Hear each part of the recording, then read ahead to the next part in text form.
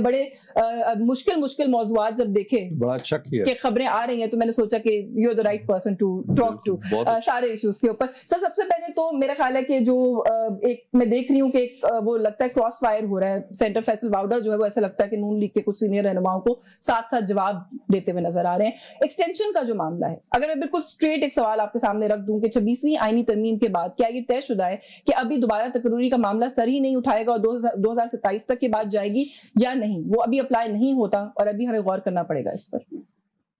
देखें, मैं थोड़ी सी मुश्किल मुझे पेश आ रही है आपका सवाल समझने में भी।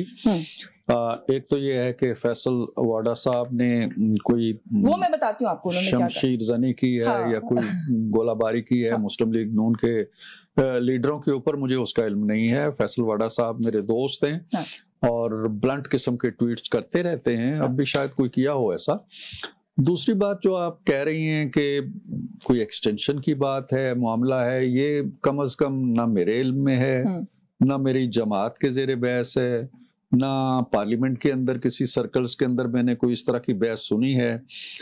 होता यह है कि जब मीडिया की चौपालें वीरान हो जाती हैं, खबरें नहीं रहती हैं, खबरों के मंबे खुश्क हो जाते हैं, तो फिर आप लोग इस तरह के ट्वीट्स चुनते हैं, इस तरह की अफवाहें चुनते हैं, इस तरह की जो छोटी मोटी चीजें इधर उधर बिखरी होती हैं करियाने वाली, उन्हें जमा करके तो उन्हें शो केस में लाने की कोशिश करते हैं। ये तो सर आपने कन्वीनियंटली उठा के ना हमारी बास्केट में डाल दिया। खबरें तो ये देखें इतनी है मेरे पास, लेकिन ये सारी वैसी की वैसे ही होंगी। अभी देखें ना, पहली खबर तो आपने एक ट्वीट से शुरू की फैसल वाडा साहब के।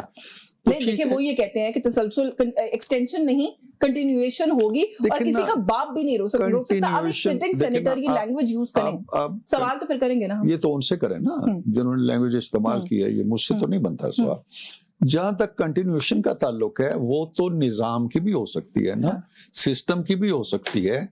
अफराद तो जाहिर है कि आते चले जाते हैं, चाहे वो सियासतदान हों, चाहे वो फौज के अंदर हों, चाहे किसी इदारे के अंदर हों। कंटिन्यूएशन जो होती है उसका दारोमदार इदारों पर, निजाम पर, सिस्टम पर होता है। तो उन्होंने क्या बात की है, क्या अफराद की कंटिन्यूटी की बात की है, सिस्टम की कंटिन्यूटी की बात की है, ये तो आप उनसे पूछिए। लेकिन मैं जाती तौर पर भी समझता हूं कि इस वक्त पाकिस्तान एक ऐसे निजाम कह लें, एक सिस्टम कह लें, या इस तरह की अफवाम व तफहीम के दौर से गुजर रहा है कि उसने बड़ी अचीवमेंट्स की हैं। तो दाखिली महाज पे भी की हैं, खारजी महाज पे भी की हैं। आपका सबसे बड़ा राइवल भारत जो है वो न सिर्फ अस्करी मैदान में आपसे शिकस्त खाने के बाद निढाल हुआ है, वो सिफारती सतह पे भी बहुत नीचे आ गया है, वो दाखिली इंतशार का शिकार हो गया है। पहली दफा वहां इलेक्शन रिगिंग का इल्जाम लगना शुरू हो गया है।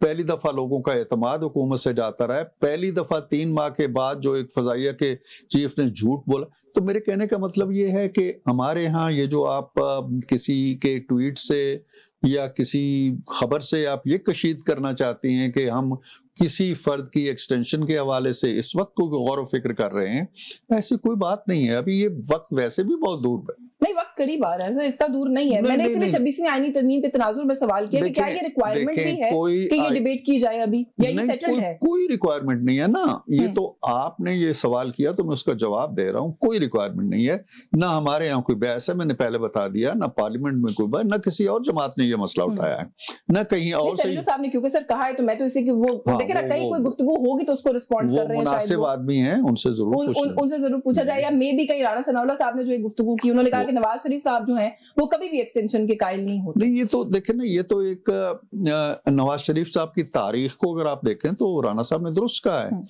उन्होंने न सिर्फ एक्सटेंशन दी नहीं है कभी, बल्कि उस एक्सटेंशन न देने की भारी कीमत भी वसूल की है।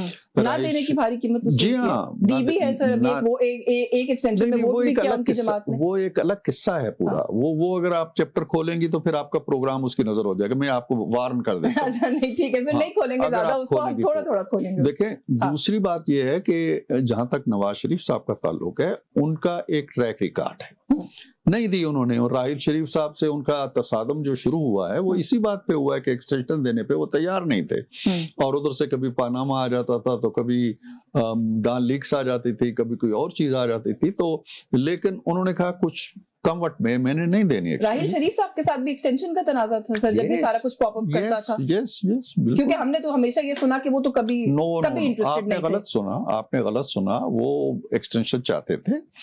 अब वो न सिर्फ चाहते थे, उन्होंने खुद बजाते खुद वजीर आजम से जाकर रिक्वेस्ट की जी कि मुझे एक्सटेंशन दे दें, और अगर कोई रास्ता नहीं बनता तो बाकी तीनों को भी दे दें, अगर वो भी रास्ता नहीं बनता तो मुझे किसी को प्रमोट कर दें, कुछ कर दें। तो उन्होंने रास्ते भी तजवीज किए। मियां साहब नहीं माने इस चीज को, उसकी कीमत अदा की उन्होंने फिर बाद में। तो कहने का मतलब ये उनका ट्रैक रिकॉर्ड है, और राणा साहब ने जो कुछ कहा है वो दुरुस्त कहा है। तो तफसीलात में जाए बगैर सर, फिर इसका मतलब है कि उस प्रेशर को रेजिस्ट करते करते जब आप लोग उस पॉइंट पे आए कि फर्दर रेजिस्ट नहीं कर सके, तो फिर एक्सटेंशन में वोट डालना पड़ा अल्टीमेटली। देखिए ना, अगर आप उस इशू पे आएंगी तो मैं फिर आपको दूसरी बार वार्न कर, ऐसा नहीं फिर रहने देते। नहीं, मैं दूसरी बार वार्निंग दे रहा हूँ आपको। और मैं बड़ी तफसील से आपको बताऊंगा कि इसमें पीएमएलएन का किरदार क्या था। क्या वो हमने एक्सटेंशन दी है, क्या हमने किसी कानून साजी को वोट दिया है, क्या हमने किसी फर्द को वोट दिया? वोट तो आप लोगों ने कानून साजी को दिया, आपने जो ऑप्शंस दिए उसके अंदर, लेकिन सर उसका एक वो था ना, एक नेचुरल रिप्रिकॉशन था कि फिर एक्सटेंशन भी हो गई। लेकिन मैं फिर कह रहा हूं कि उसके और बहुत से असबाब, वजूहात, मुहर्रिकात। चलिए सर, बीइंग अ पॉलिटिशियन मुझे ये बताएं कि अपनी गलतियों का एतराफ कर ले अगर कोई सियासी जमात या सियासतदान, तो ये एक बड़ी क्वालिटी नहीं कंसिडर होनी चाहिए और तारीफ करनी चाहिए। पाकिस्तान तहरीक इंसाफ के लोगों ने ये कहना शुरू कर दिया है कि हमसे बहुत बड़ी गलती हुई जो हमने जनरल बाजवा की एक्सटेंशन को पिच किया या एक्सटेंड किया। ये एक छोटी सी माफी मांग रहे हैं वो। उन्होंने अपनी गलतियों के अंबार में से अपनी मर्जी की छोटी सी गलती चुनी है। छोटी सी क्योंकि उनकी गलती ये थी कि उन्होंने तहरीक अदम एतमाद को रोकने के लिए गलत रूलिंग दिलवाई सूरी से। उनकी गलती ये थी कि उन्होंने तहरीक अदम एतमाद रोकने के लिए पार्लियामेंट को तोड़ दिया, कौमी असम्बली को तोड़ दिया आरिफ अलवी के जरिए से। उनकी गलती ये थी कि उन्होंने इस्तीफे दे दिए, वो घरों को चले गए और असम्बलियां खाली छोड़ दी। उनकी गलती ये थी कि मई 2022 के अंदर जब इलेक्शन हम दे रहे थे थाली में रख के, उन्होंने उसको टुकरा दिया। उनकी गलती ये थी कि उन्होंने दोनों असम्बलियों से इस्तीफे दिए, पंजाब से भी और खैबर पख्तूनख्वा। उनकी गलती ये थी कि 9 मई स्टेट के ऊपर चढ़ दौड़े। उनकी गलती ये थी कि उन्होंने कभी भी पाकिस्तान की मुसल्लह अफवाज को पाकिस्तान की मुसल्लह अफवाज नहीं समझा, अपने राइवल ग्रोह के तौर पर, राइवल ग्रुप के तौर पर लिया। शुरू में नहीं, अभी तक लेट आखिरी ट्वीट भी उनका देख लें खान साहब का। तो उनकी गलतियों का एक अंबार है। उसमें से ये जी कि हमने एक्सटेंशन दी थी, उसको आप क्यों मुर्दे इल्जाम ठहराते हैं? उनके 1000 कसूर होंगे, हमें भी बड़ी शिकायतें हैं उनसे।